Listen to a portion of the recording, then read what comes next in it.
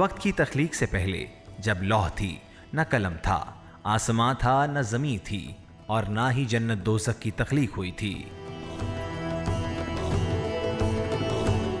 اللہ نے دونوں جہانوں کے سردار، تاجدار دو جہاں حضرت محمد صلی اللہ علیہ وآلہ وسلم کے نور کو پیدا کیا۔ آپ صلی اللہ علیہ وآلہ وسلم نے خود فرمایا، اولو ما خلق اللہ نوری، اللہ کریم نے سب سے پہلے میرا نور پیدا کیا۔ پس واضح ہوا کہ کائنات کی تخلیق کا نقطۂ آغاز نبی کریم صلی اللہ علیہ وآلہ وسلم کا ظہور ہی تھا۔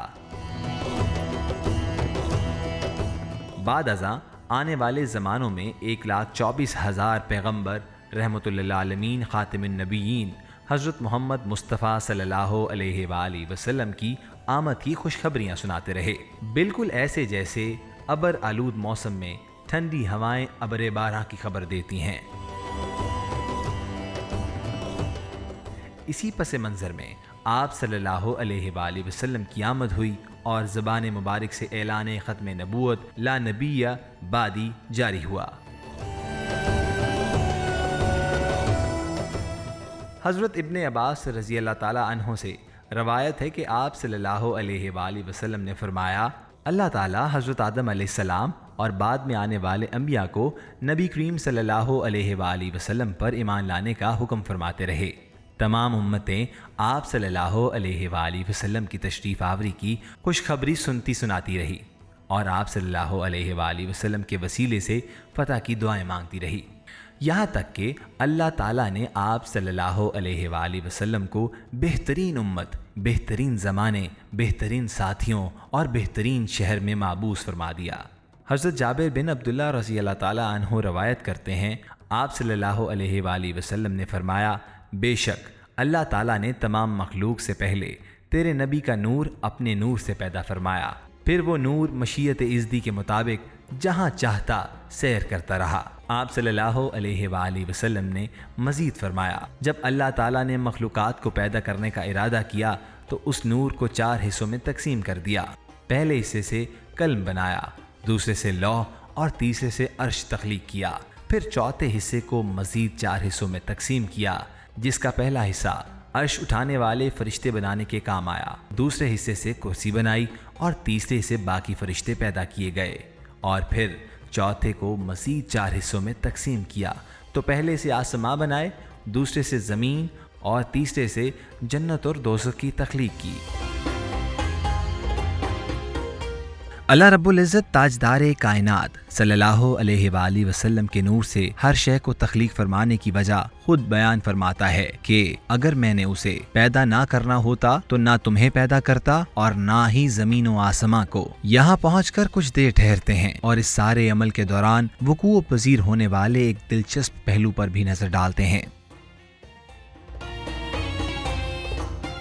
یہاں ذکر ہوگا کائنات کی تخلیق سے پہلے 3 اہم واقعات کا۔ یہ 3 واقعات اللہ کی اپنی مخلوق سے 3 مختلف عہد لینے سے متعلق ہے۔ اللہ تبارک تعالیٰ نے پہلا عہد یا میثاق تمام انسانوں کی روحوں سے لیا، جسے میثاق الست بھی کہا جاتا ہے۔ یہ عہد اپنے بندوں کی روحوں سے اپنی توحید اور الوہیت کے اقرار کا عہد تھا۔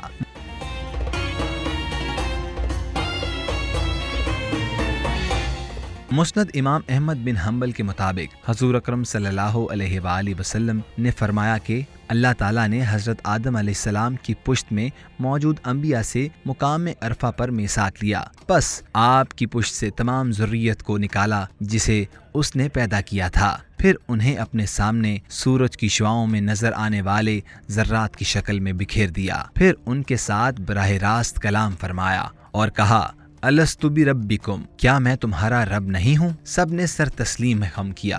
اور جواب دیا، ہاں باری تعالیٰ تو ہی ہمارا رب ہے۔ جب سب نے اللہ تبارک تعالیٰ کی الوہیت، وحدانیت اور ربوبیت کا اقرار کر لیا تو آگے قرآن فرماتا ہے، ہم گواہی دیتے ہیں تاکہ قیامت کے دن یہ نہ کہو کہ ہم اس عہد سے بے خبر تھے۔ دوسرا میثاق نبوت تھا جو اللہ تبارک تعالیٰ نے تمام انبیاء اور رسولوں کی روحوں سے لیا۔ میثاق نبوت اس امر کا اعلان تھا کہ تمہیں نبوت عطا کی جائے گی اور اپنی رسالت کا فریضہ ادا کرنے کے لیے تم اپنے اپنے وقت پر مابوس کیے جاؤ گے، اور تمہارے یہ فرائض نبوت اور رسالت فروغ دین کے لیے ہوں گے۔ اصل میں میثاق نبوت انبیاء کرام علیہ السلام کی حلف برداری کی روحانی تقریب تھی۔ میثاق نبوت کا ذکر سورہ احزاب میں یوں ہوا ہے: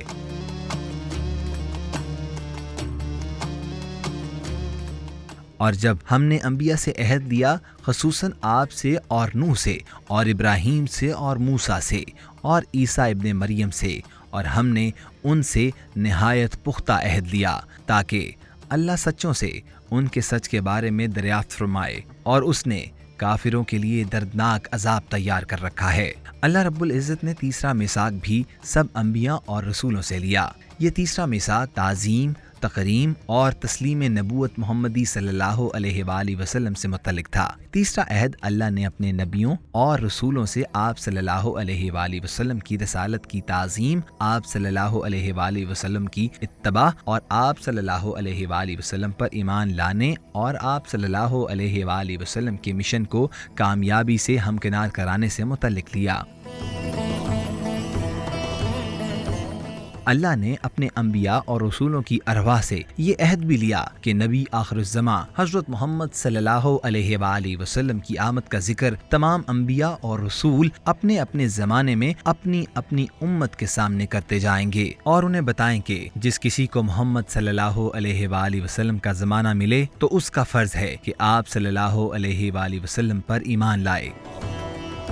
تیسرے عہد سے متعلق قرآن پاک میں ارشاد ہے کہ اور اے محبوب وہ وقت یاد کریں جب اللہ نے انبیاء سے پختہ عہد لیا کہ جب میں تمہیں کتاب اور حکمت عطا کر دوں، پھر تمہارے پاس وہ رسول تشریف لائیں جو ان کتابوں کی تصدیق فرمانے والا ہو جو تمہارے ساتھ ہوں گی، تو ضرور ضرور ان پر ایمان لاؤ گے اور ان کی مدد کرو گے۔ فرمایا، کیا تم نے اقرار کیا اور اس شرط پر میرا بھاری عہد مضبوطی سے تھام لیا؟ سب نے عرض کیا، ہم نے اقرار کر لیا۔